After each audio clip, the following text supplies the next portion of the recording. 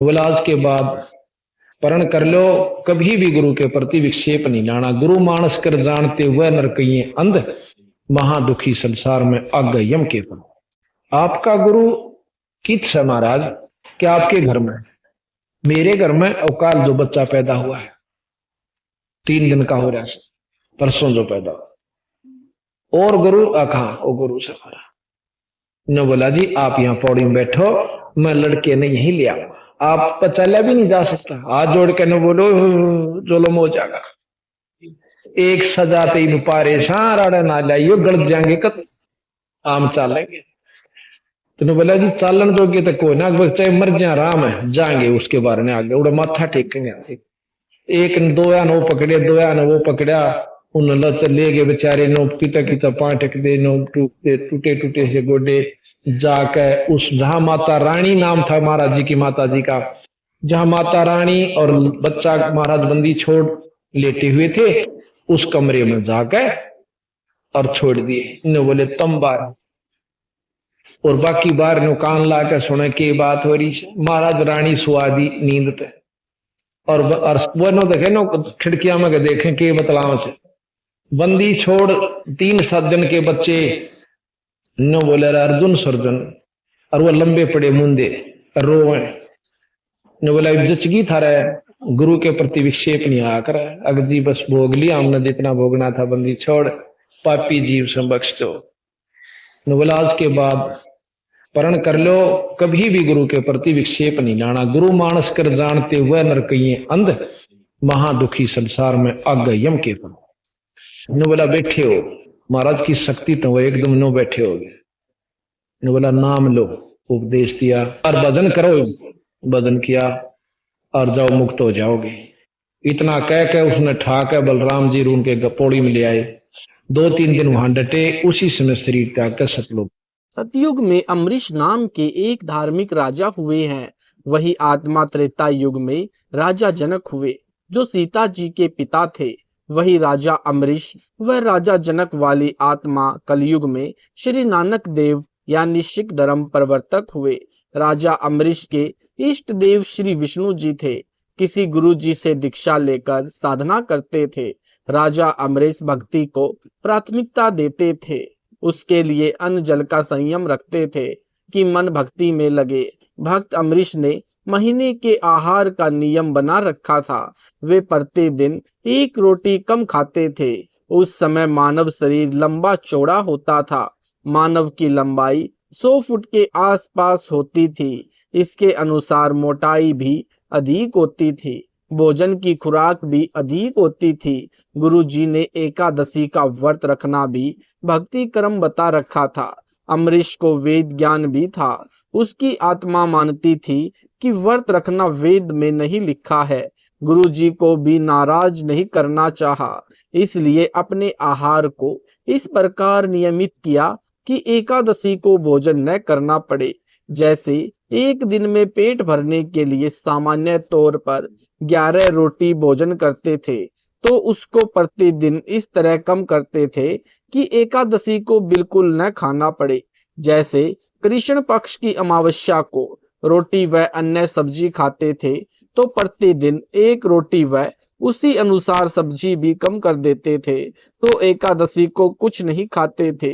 फिर इसी तरह प्रतिदिन 1-1 रोटी बढ़ाते थे। यह प्रति महीने का क्रम था। एक बार एकादशी को ऋषि दुर्वासा जी राजा अम्बरीश के दरबार में आए। राजा ने ऋषि जी का आदर सत्कार किया, भोजन के लिए निवेदन किया। ऋषि दुर्वासा ने कहा कि भोजन तैयार करवाओ, तब तक मैं दरिया पर स्नान करके आता हूँ। ऋषि जी को लौटने में देरी हो गई। राजा अम्बरीश के गुरुजी ने राजा को व्रत समापन करने को कहा। Page number 236। अम्बरीश ने विचार किया कि ऋषि दुर्वासा के आने पर ही जल आचमन करूंगा, परंतु ऋषि नहीं आए। गुरुजी ने एकादशी समाप्त होने से पहले जल का आचमन अम्बरीश को करवाया। ऋषि दुर्वासा लौटे तो अम्बरीश से कहा कि आप भी हमारे साथ बैठकर खाना खाओ। अम्बरीश ने सब बात बताई कि आज मेरा एकादशी का व्रत था। एकादशी आज के दिन 11 बजे समाप्त हो गई है। इससे पहले एकादशी के व्रत को समापन करना अनिवार्य था। मैंने जो खाना खाना था खा लिया, अब आज कुछ नहीं खाना है। ऋषि दुर्वासा तो क्रोध से भरे रहते थे।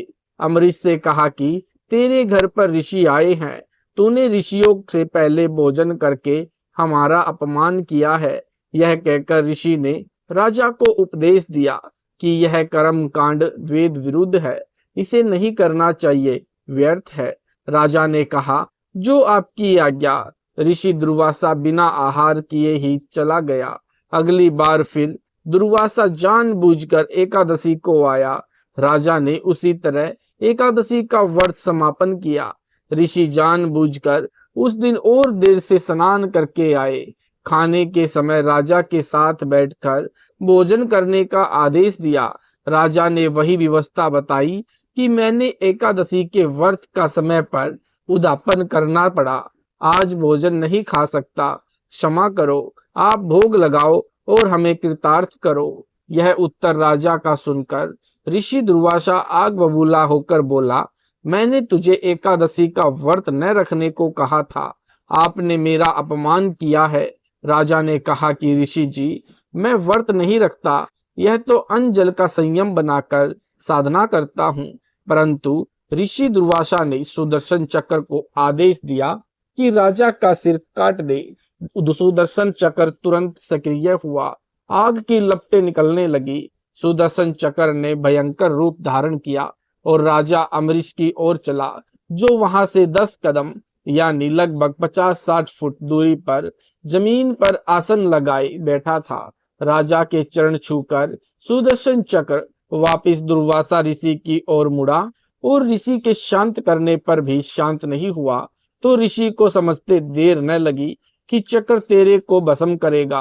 अपने प्राणों की रक्षा के लिए पहले अपने इष्ट देव श्री शिव जी के पास गए, सब बात बताई तथा रक्षा की प्रार्थना की। श्री शिव जी से भी सुदर्शन चक्र शांत नहीं हुआ तो ऋषि से कहा कि भाग भाग, हमें भी मरवाएगा। ऋषि दुर्वासा श्री ब्रह्मा जी के पास गया, वहां से भी भागा और बताया कि विष्णु के पास जा। अम्बरीश विष्णु का भक्त है। दुर्वासा को भी पता था, इसलिए वहां नहीं जाना चाहता था, परंतु मरता क्या न करता वाली बात सामने थी। ऋषि दुर्वासा सिद्धि से उड़ा जा रहा था। श्री विष्णु के रूप में परमात्मा पूर्ण ब्रह्म 33 करोड़ देवताओं की सभा लगाए हुए थे। परमात्मा को सब पता था कि दुर्वासा विष्णु के पास जाएगा, इसलिए विष्णु के सभा स्थल से 10 योजन यानी 1 योजन 4 कोस का, 1 कोस 3 किलोमीटर का यानी 120 किलोमीटर दूर लीला करने के लिए सभा लगाए हुए थे। परमात्मा भक्त की महिमा बनाते हैं। ऋषि दुर्वासा कभी पीछे मुड़कर सुदर्शन चक्र की ओर देख रहा था कि कितना दूर पीछे है, तो कभी आगे को देखकर उड़ा जा रहा था। परमात्मा के दरबार में पृथ्वी पर चलकर दौड़ कर गया। तब परमात्मा ने पूछा कि ऋषि जी, कैसे स्पीड खींच रखी है? यह सुदर्शन चक्र तेरे पीछे पीछे किस कारण से लगा है? पेज नंबर 237, वाणी नंबर 95। गरीब बूझे विशंबर नाथ चक्र क्यों चोट चलाई, क्या गुस्ताखी किन्हीं कथा मोहे बेग सुनाई। अर्थात परमात्मा ने विष्णु रूप में ऋषि दुर्वासा से पूछा कि सुदर्शन चक्र ने आपके ऊपर आक्रमण किस कारण से किया, शीघ्र बताओ, क्या गुस्ताखी की है यानी शरारत की है। दुर्वासा ने बताया, वाणी नंबर 96 से 100 का सरलार्थ। मृत लोक के ऊपर अम्बरीश नाम का एक सच्चा सुच्चा राजा निवास करता है। वह एकादशी का व्रत करता है, परंतु उसका ज्ञान उत्तम है। मैंने उनको ज्ञान समझाया और कहा कि आप एकादशी का व्रत त्याग दो, परंतु राजा अपनी बात को ऊपर रखते हुए अपना ज्ञान बोलने लगा। इससे मुझे क्रोध आ गया। मैंने सुदर्शन चक्र को राजा की अम्बरीश का सिर काट दे। सुदर्शन चक्र चला और राजा के चरण छूकर उल्टा मेरे को मारने के लिए चल पड़ा। मैं डरकर भागा, तीनों लोकों में रक्षा के लिए गया, परंतु किसी ने शरण नहीं दी। हे जानी जान, अब मैं आपकी शरण में आया हूँ, मेरे को छुपा लो। सुदर्शन चक्र मुझे मारे ना मेरी रक्षा करो। वाणी नंबर 101, 103, 107, 111 और 115 का सरलार्थ। पारक के अंक की वाणी से वाणी नंबर 150 से 155 तथा 160 से 179, 192 तक का हिंदी सरलार्थ। दुर्वासा के ये वचन सुनकर परमात्मा जी हंसने लगे और बोले कि ऋषि, तू ज्ञानहीन है, अम्बरीश के दरबार में झगड़ा क्यों किया? अम्बरीश राजा तो पूर्ण रूप से मेरे में समर्पित है, सत्य वक्ता है। हे दुर्वासा, तुम तो ज्ञान के वाद विवाद करने वाले महिमा के भूखे फिर रहे हो। अम्बरीश को निर्गुण तथा सर्वगुण दोनों प्रकार की साधना का ज्ञान है। हे ऋषि देव, वे उस सर्व ज्ञान को अपने हृदय में छिपाए हुए हैं। कोई जानना चाहता नहीं तो किसको भेद बताएं। हे ऋषि, तुम शीघ्र अम्बरीश के दरबार में जाओ, तुम्हारा सब अज्ञान अंधेरा समाप्त हो जाएगा, तुम्हारा कल्याण हो जाएगा। हे ऋषि दुर्वासा, तुम अम्बरीश के दरबार में जाकर उनके चरणों में गिरो, वे संकट के मोचन करने वाले हैं। Page number 239। अचला के अंक की वाणी का सारांश। संत गरीबदास जी बता रहे हैं कि दुर्वासा कैसे बच सकता था। वह तो एक महान आत्मा अम्बरीश का चोर था, यानी अम्बरीश के यथार्थ ज्ञान को सुनकर भी अपने अहंकार का प्रदर्शन किया। वह तो परमेश्वर जी बीच में आ गए, अन्यथा सुदर्शन चक्र तो बहुत शक्तिशाली है। परमेश्वर जी ने सुदर्शन चक्र की उग्रता देखी, तब अपना आसन छोड़कर दुर्वासा की रक्षा के लिए उठे। विचार किया कि यदि बचाव नहीं किया तो ऋषि के टुकड़े टुकड़े करके मार डालेगा। हे मूर्ख गंवार ऋषि दुर्वासा, तुमने भक्त अम्बरीश के साथ द्रोह क्यों किया? तुम अम्बरीश के दरबार में जाओ और चरण धोकर पियो। पारक के अंक की वाणी का सारांश। दुर्वासा ऋषि ने भगवान से कहा कि आप तीनों लोकों के स्वामी हो, आप पूर्ण जगदीश हो, आप भक्तों के भगवान हो। आपके द्वार पर मेरी रक्षा नहीं हुई तो कहाँ होगी? आप अपने से दूर कहाँ भेज रहे हो? प्रभु जी, सुदर्शन की मार से आपके बिना किसकी शरण में बचाव होगा? परमात्मा ने ऋषि दुर्वासा से कहा कि तुम अम्बरीश के दरबार में निसंकोच जाओ, डरो मत। मेरे भक्त के द्रोही का यानी मुख को काला होता ही है। उस भक्त द्रोही के मुख में यानी खे राख यानी कालिख पड़ती है, यानी उसकी तो दुर्गति होती ही है। परमेश्वर जी ने कहा कि हे दुर्वासा, तुम मृत लोक यानी पृथ्वी लोक को शीघ्र जाओ, इस शास्त्रार्थ के चक्र को त्याग दे। वाद विवाद तो जी का जंजाल होता है, बिना मर्यादा की भक्ति के तो जब तप अन्य यानी अपनी क्रियाएं काल हैं, यानी जीवनाशक हैं। सच्चा तो केवल नाम जाप की दीक्षा देता है। मैं उनके साथ नहीं रहता तो पाखंड करते हैं, मान बढ़ाई की चाह रखते हैं। मान बढ़ाई तो कुतिया के समान है, यानी बिना इज्जत का कार्य है। परमात्मा के दरबार में इज्जत ना रही तो वह आत्मा गली की कुतिया के समान है। जो पाखंड करते हैं, अन्य को नीचा दिखाते हैं, उनकी यम के दूत छाती तोड़ते हैं, यानी बुरी तरह मारते हैं। दुर्वासा ऋषि लौटकर राजा अम्बरीश के दरबार में गया। मरता क्या ना करता।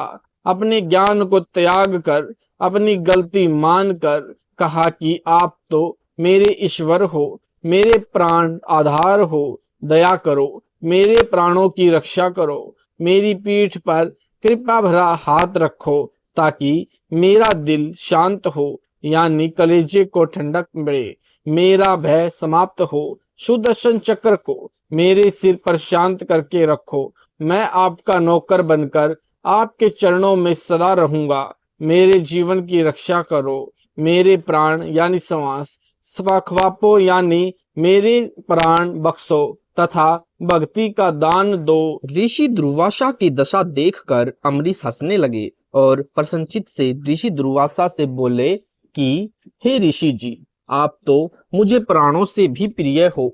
मैं आपका दास हूँ। अम्बरीश ने सुदर्शन चक्र जो आग की लपटें छोड़ रहा था हाथ से पकड़कर शांत करके दुर्वासा को अपने पास बैठाया। दुर्वासा के ऊपर मेहर की, कहा कि भक्ति भाव से रहा करो, मान बढ़ाई में जीवन नष्ट न करो। सुकर्मी पतिव्रता के अंक की वाणी नंबर 112 से 115 का सारांश। जब परमेश्वर जी ने ऋषि दुर्वासा से स्पष्ट कह दिया था कि आप अम्बरीश के दरबार में जाओ, वे क्षमा करेंगे तो आपकी जान बचेगी, अन्यथा काल सिल पर नाच रहा है, तब ऋषि दुर्वासा को भीड़ी धरती हो गई, यानी संकट में घिर गया और विचार किया कि मेरी ही चूक पाई। सुदर्शन चक्र पीछा नहीं छोड़ रहा है, अब तो राजा अम्बरीश ही पीछा छुड़ाएगा, वही जीवन दान देगा।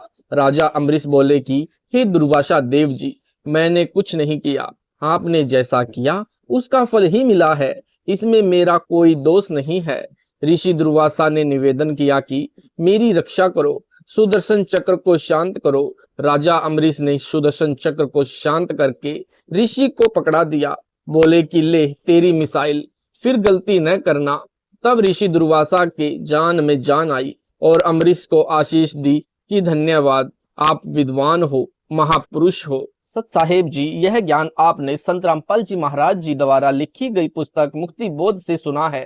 अगर आपको यह वीडियो अच्छी लगी है तो वीडियो को लाइक करें, शेयर करें, कमेंट करें। ऐसे ही वीडियो देखने के लिए यूट्यूब पर हमारे चैनल सतलोक इन संत रामपाल जी महाराज चैनल को सब्सक्राइब जरूर करें।